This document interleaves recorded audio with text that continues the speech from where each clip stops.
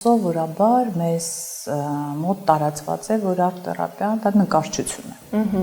Եվ ցանկացած նկարչական տեխնիկա, ասում ենք արտ-թերապիա։ Մի քիչ կուզեմ սրա շուրջ խոսես ու նաև հուշես մեր մասնագետներին, արդյոք դա արտ-թերապիա է թե ոչ։ Հա, ճիշտ է, ասում շատ շփոթմունք կա այս առումով, հա, որտեղ արտ-թերապիա ասելով մենք մտածում ենք, որ դա հենց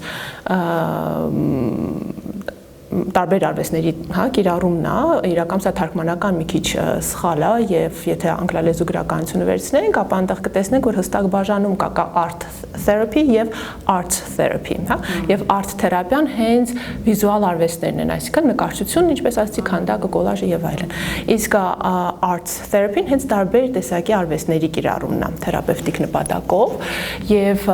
արտ-թերապիան միայն չի ենթադրում նկարչություն, դա ուղղակի մի ուղղությունն է, հենց նեղ անվանումով, հենց արտ-թերապիա, բայց եթե մենք խոսում ենք արվեստի այլ ճյուղերի մասին, ապա արտ-թերապիա տերմինը այստեղ կիրառելի չի, այնտեղ պետք է օգտագործենք ըստ արվեստի տեսակի, հա, կամ երաժշտաթերապիա, պարաթերապիա եւ կա նաեւ էքսպրեսիվ արվեստների թերապիա, որը ենթադրում է տարբեր արվեստների համադրություն, հա, հոգեթերապևտիկ աշխատանքում, այսինքն մի հանդիպման ընթացքում, մի սեսիայի ընթացքում մենք հաջորդաբար տարբեր արվեստների ճյուղեր ենք կիրառում մեր այցելուի հետ։ Օրինակ, կարող ենք սկսել երաժշտական ինչ-որ, հա, ֆորմատից, հետո անցնենք պարին, հետո անցնենք նկարչության եւ այդպես ավարտենք, հա։ Այսինքն էքսպրեսիվ արվեստների թերապիան ենթադրում է մի քանի արվեստների կիրառում միաժամանակ, հա, մի հանդիպման ընթացքում։